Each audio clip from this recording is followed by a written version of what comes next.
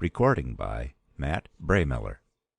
The Worlds of If by Stanley Grauman Weinbaum.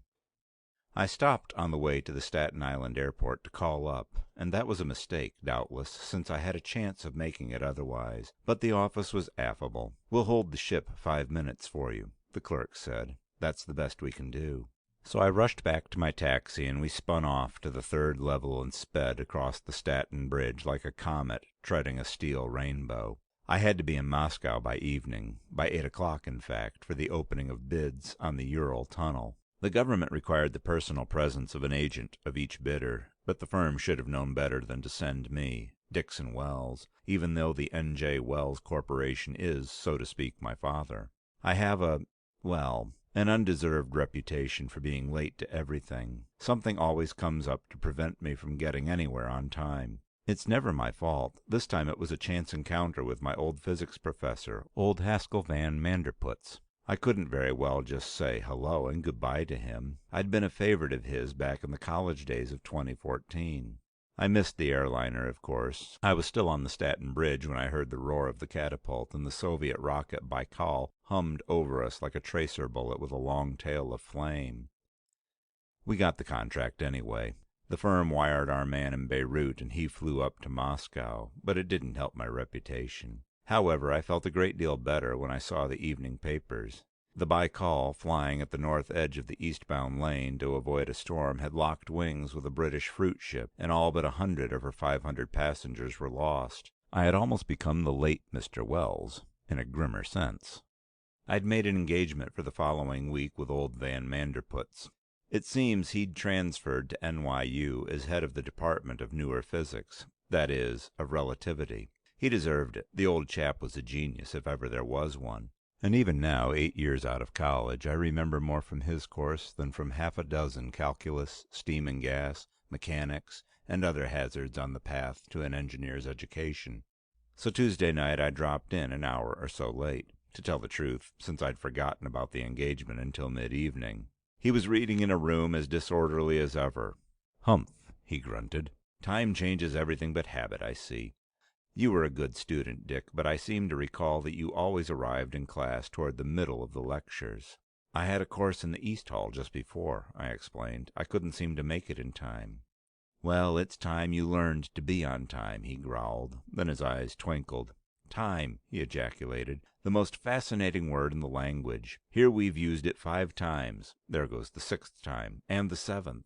In the first minute of conversation. Each of us understands the other, yet science is just beginning to learn its meaning." "Science?" "I mean that I am beginning to learn."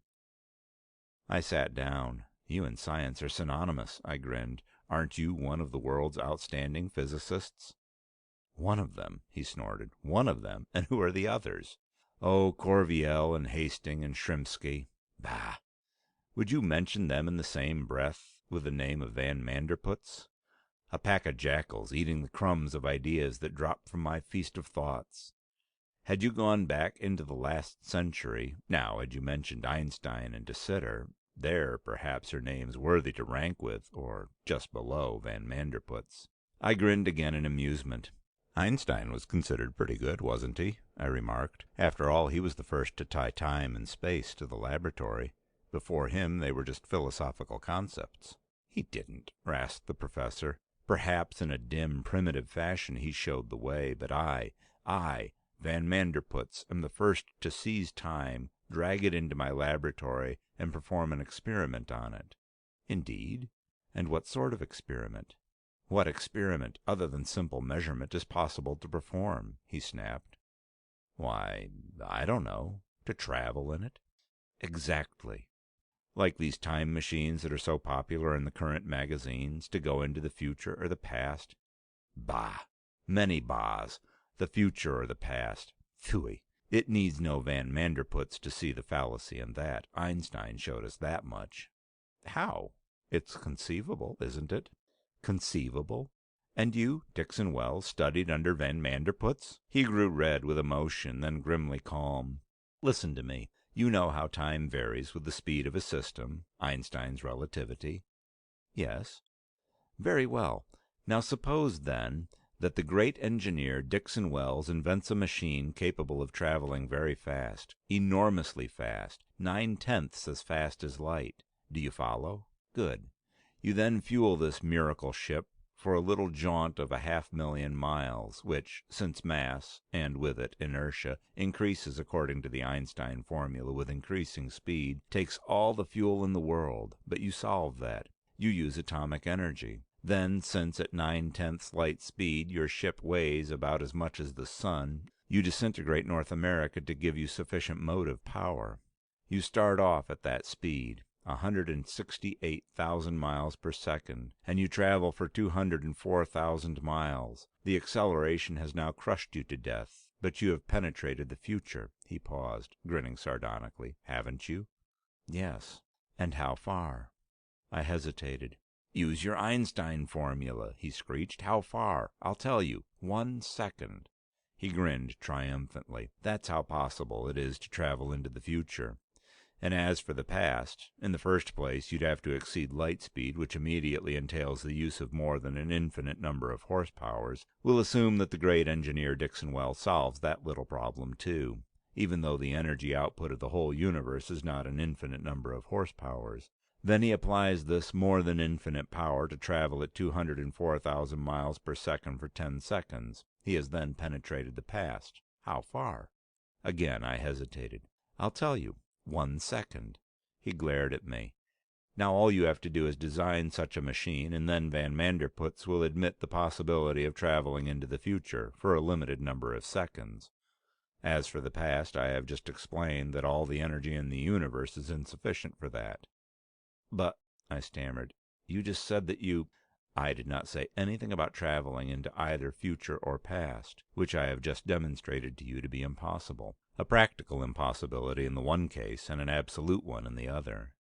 Then how do you travel in time? Not even Van Manderpootz can perform the impossible, said the professor, now faintly jovial. He tapped a thick pad of typewriter paper on the table beside him. See, Dick, this is the world. The universe. He swept a finger down it. It is long in time, and, sweeping his hand across it, it is broad in space, but, now jabbing his finger against its center, it is very thin in the fourth dimension. Van Manderpootz takes always the shortest, the most logical course. I do not travel along time, into past or future. No. Me, I travel across time, sideways. I gulp. Sideways into time? What's there? What would naturally be there? He snorted. Ahead is the future, behind is the past. Those are real, the worlds of past and future. What worlds are neither past nor future, but contemporary and yet extemporal, existing, as it were, in time parallel to our time? I shook my head. Idiot, he snapped. The conditional worlds, of course. The worlds of if. Ahead are the worlds to be. Behind are the worlds that were. To either side are the worlds that might have been, the worlds of if. Eh? I was puzzled. Do you mean that you can see what will happen if I do such and such? No, he snorted. My machine does not reveal the past nor predict the future. It will show, as I told you, the conditional worlds. You might express it by, if I had done such and so would have happened. The worlds of the subjunctive mode. Now how the devil does it do that? Simple, for Van Manderpootz. I use polarized light. Polarized, not in the horizontal or vertical planes, but in the direction of the fourth dimension. An easy matter.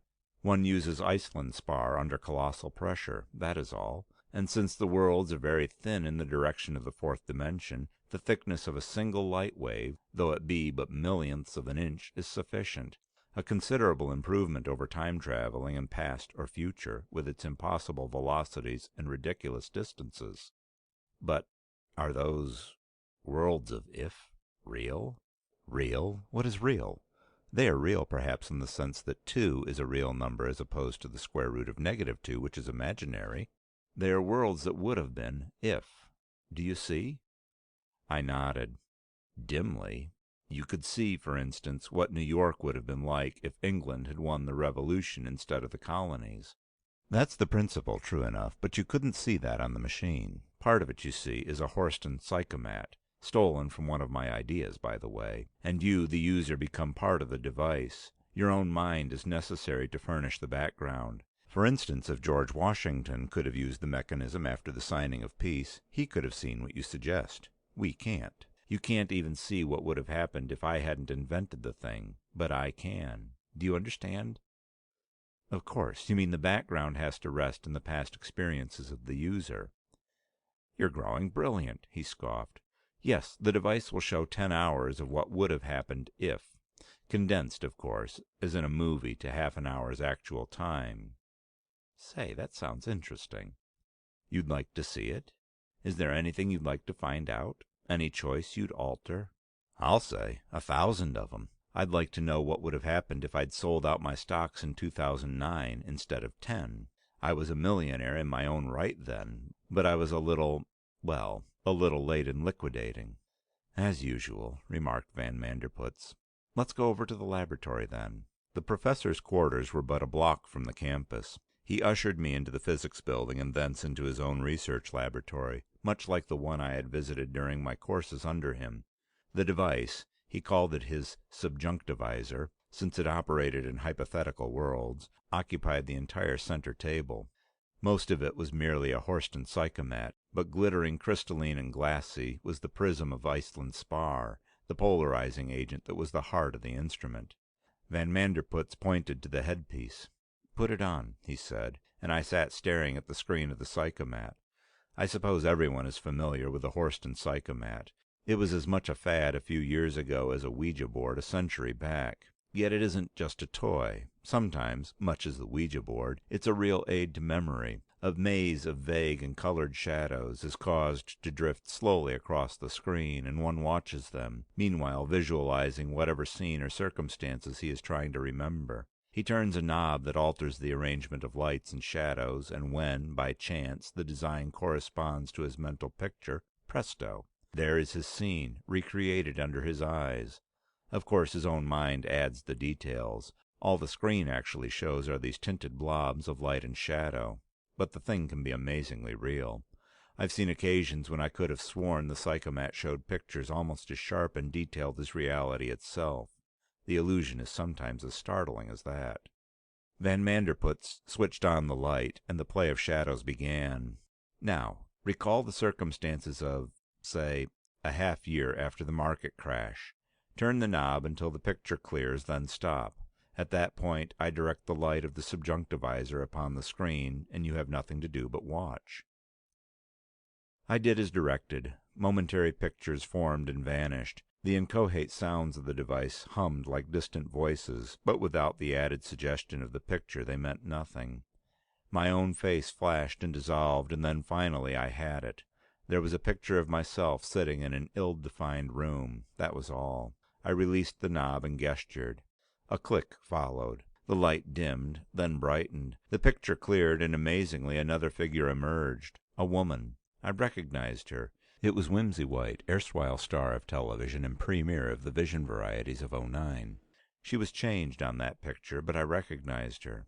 I'll say I did. I'd been trailing her all through the boom years of '07 to '10, trying to marry her, while old N.J. raved and ranted and threatened to leave everything to the Society for Rehabilitation of the Gobi Desert. I think those threats were what kept me from accepting her.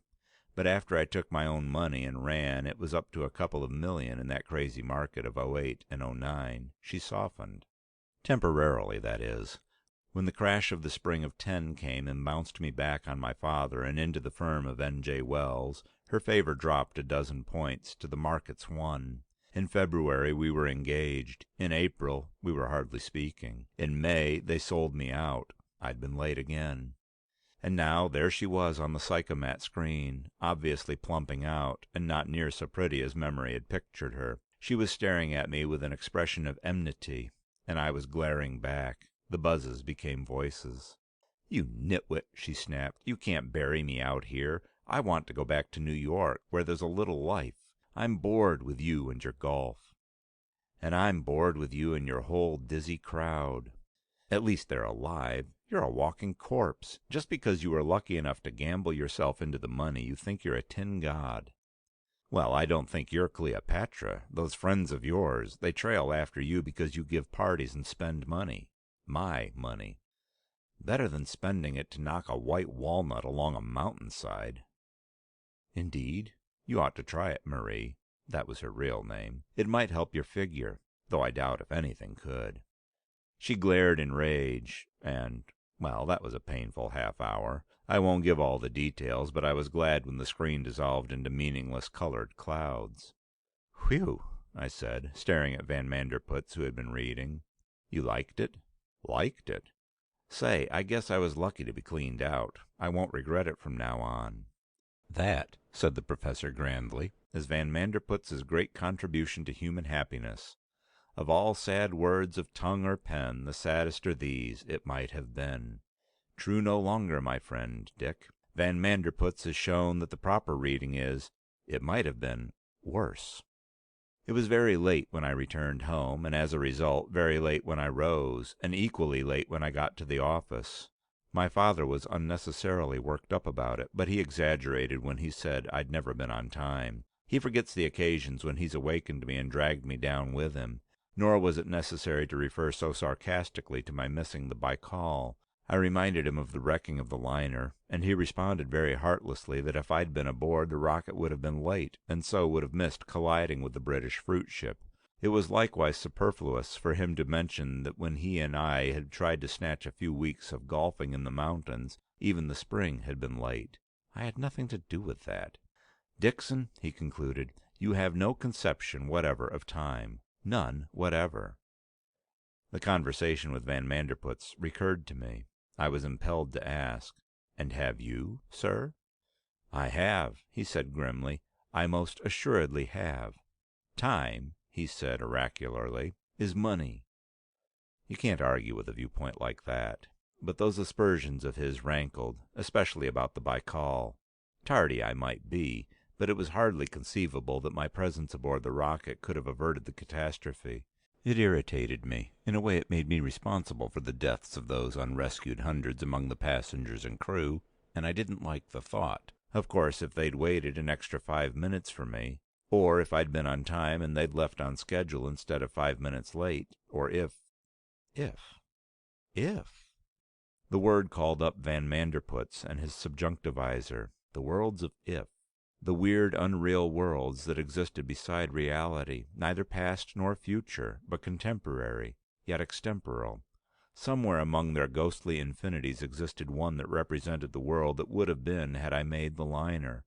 I had only to call up Haskell Van Manderputz, make an appointment, and then find out. Yet it wasn't an easy decision. Just suppose that I found myself responsible. Not legally responsible, certainly. There'd be no question of criminal negligence or anything of that sort. Not even morally responsible, because I couldn't possibly have anticipated that my presence or absence could weigh so heavily in the scales of life and death. Nor could I have known in which direction the scales would tip. Just responsible, that was all. Yet I hated to find out. I hated equally not finding out. Uncertainty has its pangs, too, quite as painful as those of remorse. It might be less nerve-racking to know myself responsible than to wonder, to waste thoughts in vain doubts and futile reproaches. So I seized the visiphone, dialed the numbers of the university, and at length gazed on the broad, humorous, intelligent features of Van Manderputz, dragged from a morning lecture by my call. I was all but prompt for the appointment the following evening, and might actually have been on time but for an unreasonable traffic officer who insisted on booking me for speeding. At any rate, Van Manderputz was impressed. "Well," he rumbled, "I almost missed you, Dixon. I was just going over to the club, since I didn't expect you for an hour. You're only 10 minutes late." I ignored this. "Professor, I wanted to use your subjunctivizer."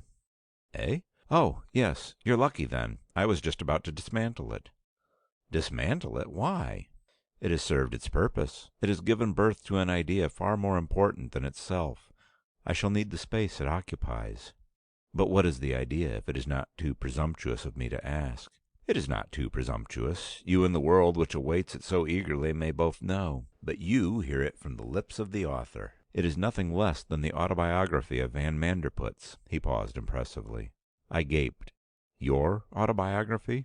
"Yes. The world, though perhaps unaware, is crying for it. I shall detail my life, my work. I shall reveal myself as the man responsible for the 3 years' duration of the Pacific War of 2004. You? None other. Had I not been a loyal Netherlands subject at that time, and therefore neutral, the forces of Asia would have been crushed in 3 months instead of 3 years. The subjunctivizer tells me so. I would have invented a calculator to forecast the chances of every engagement. Van Manderpootz would have removed the hit-or-miss element in the conduct of war. He frowned solemnly. There is my idea, the autobiography of Van Manderpootz. What do you think of it? I recovered my thoughts. It's colossal, I said vehemently. I'll buy a copy myself, several copies. I'll send them to my friends. I, said Van Manderpootz expansively, shall autograph your copy for you. It will be priceless. I shall write in some fitting phrase, perhaps something like magnificus sed non superbus. Great, but not proud. That well described Van Manderpootz, who despite his greatness is simple, modest, and unassuming. Don't you agree? Perfectly. A very apt description of you. But couldn't I see your subjunctivizer before it's dismantled to make way for the greater work? Ah, you wish to find out something? Yes, Professor. Do you remember the Baikal disaster of a week or 2 ago? I was to have taken that liner to Moscow. I just missed it. I related the circumstances. Humph, he grunted. You wish to discover what would have happened had you caught it, eh? Well, I see several possibilities. Among the world of if is the one that would have been real if you had been on time, the one that depended on the vessel waiting for your actual arrival, and the one that hung on your arriving within the 5 minutes they actually waited. In which are you interested? Oh, the last one. That seemed the likeliest. After all, it was too much to expect that Dixon Wells could ever be on time. And as to the second possibility, well, they hadn't waited for me. And that, in a way, removed the weight of responsibility. Come on, rumbled Van Manderpootz. I followed him across to the physics building and into his littered laboratory. The device still stood on the table, and I took my place before it, staring at the screen of the Horston psychomat. The clouds wavered and shifted as I sought to impress my memories on their suggestive shapes, to read into them some picture of that vanished morning. Then I had it. I made out the vista from the Staten Bridge and was speeding across the giant span toward the airport. I waved a signal to Van Manderpootz. The thing clicked and the subjunctivizer was on.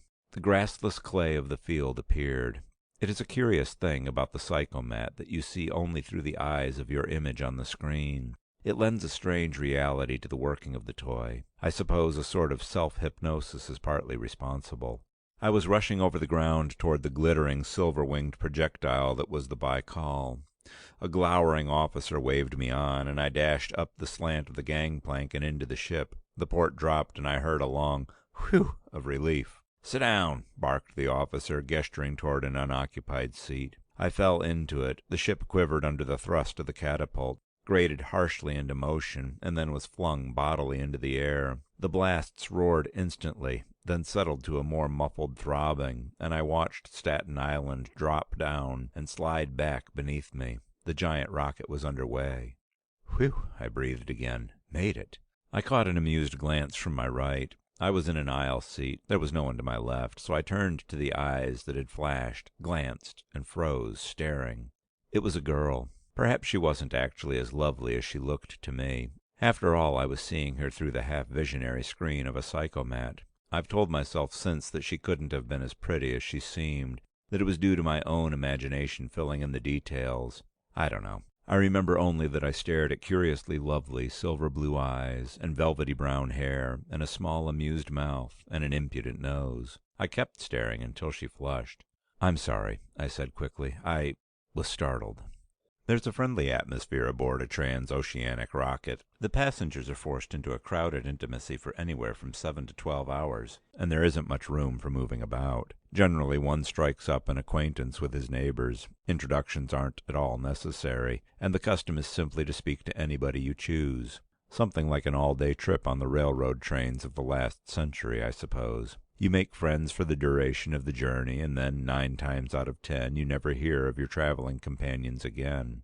The girl smiled. "Are you the individual responsible for the delay in starting?" I admitted it. "I seem to be chronically late. Even watches lose time as soon as I wear them." She laughed. "Your responsibilities can't be very heavy." Well, they weren't, of course, though it's surprising how many clubs, caddies, and chorus girls have depended on me at various times for appreciable portions of their incomes. But somehow I didn't feel like mentioning those things to the silvery-eyed girl. We talked. Her name, it developed, was Joanna Caldwell, and she was going as far as Paris. She was an artist, or hoped to be one day, and of course there is no place in the world that can supply both training and inspiration like Paris. So it was there she was bound for a year of study, and despite her demurely humorous lips and laughing eyes, I could see that the business was of vast importance to her. I gathered that she had worked hard for the year in Paris, had scraped and saved for 3 years as fashion illustrator for some woman's magazine, though she couldn't have been many months over 21. Her painting meant a great deal to her, and I could understand it. I'd felt that way about polo once. So, you see, we were sympathetic spirits from the beginning. I knew that she liked me, and it was obvious that she didn't connect Dixon Wells with the N.J. Wells Corporation. And as for me, well, after that first glance into her cool silver eyes, I simply didn't care to look anywhere else. The hours seemed to drip away like minutes while I watched her.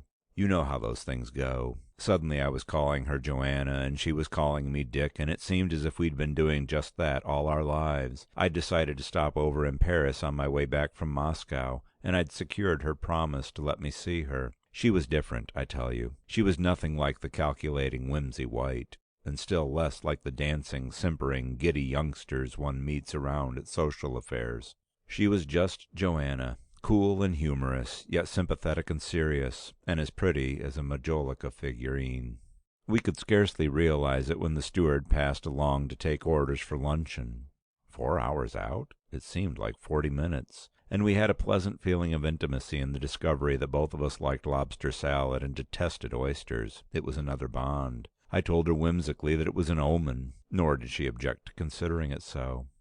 Afterwards we walked along the narrow aisle to the glassed-in observation room up forward. It was almost too crowded for entry, but we didn't mind that at all, as it forced us to sit very close together. We stayed long after both of us had begun to notice the stuffiness in the air.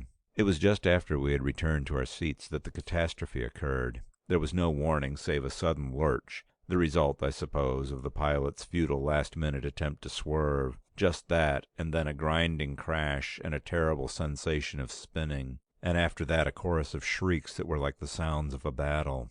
It was battle. 500 people were picking themselves up from the floor, were trampling each other, milling around, being cast helplessly down as the great rocket plane, its left wing but a broken stub, circled downward toward the Atlantic.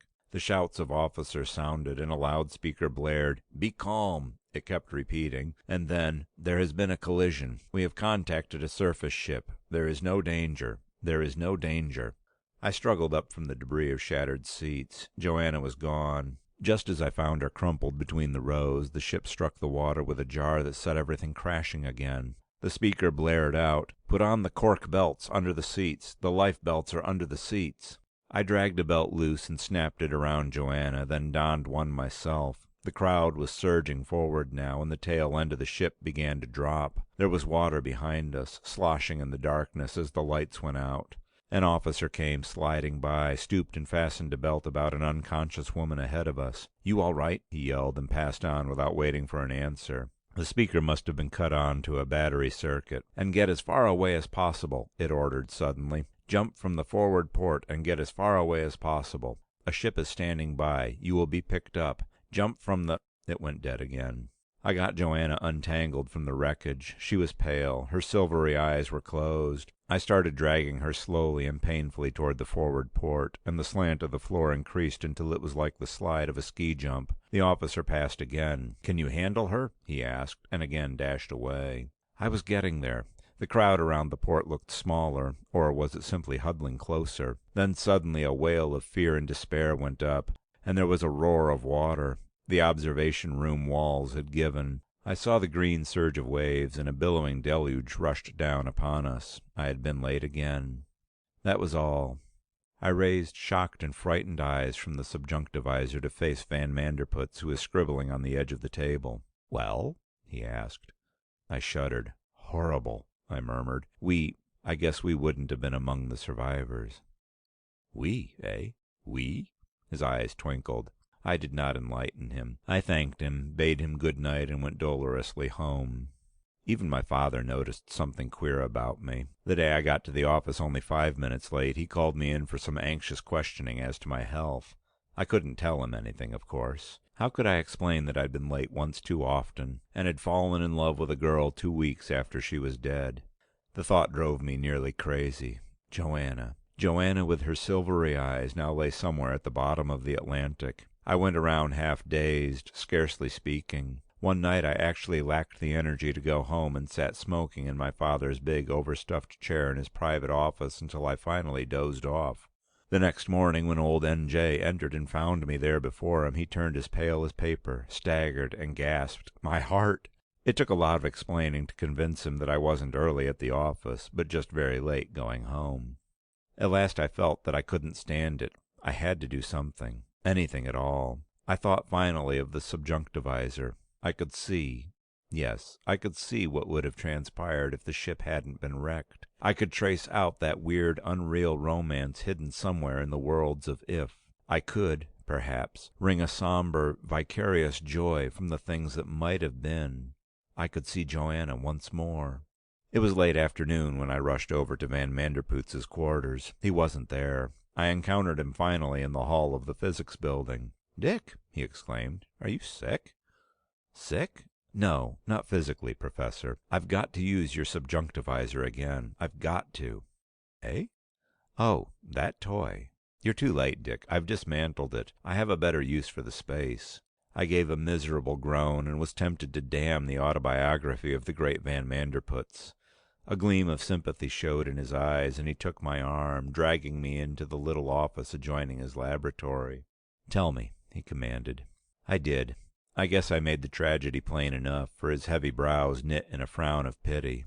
"Not even Van Manderpootz can bring back the dead," he murmured. "I'm sorry, Dick. Take your mind from the affair. Even were my subjunctivizer available, I wouldn't permit you to use it. That would be but to turn the knife in the wound." He paused. "Find something else to occupy your mind. Do as Van Manderpootz does. Find forgetfulness in work." "Yes," I responded dully. "But who'd want to read my autobiography?"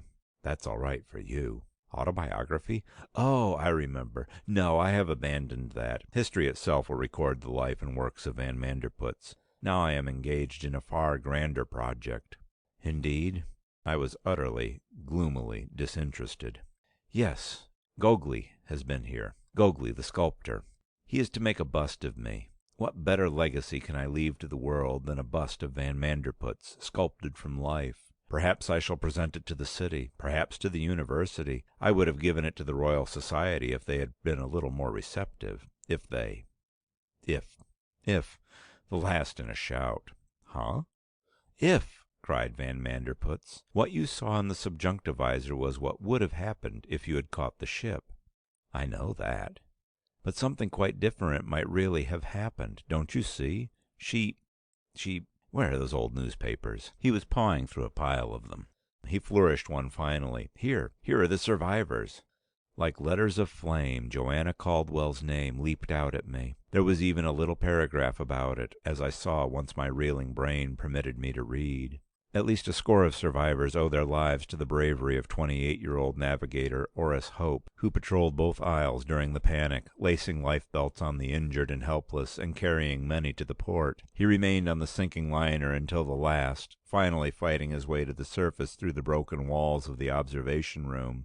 Among those who owe their lives to the young officer are Patrick Owensby, New York City; Mrs. Campbell Warren, Boston; Miss Joanna Caldwell, New York City. I suppose my shout of joy was heard over in the administration building blocks away. I didn't care. If Van Manderpootz hadn't been armored in stubby whiskers, I'd have kissed him.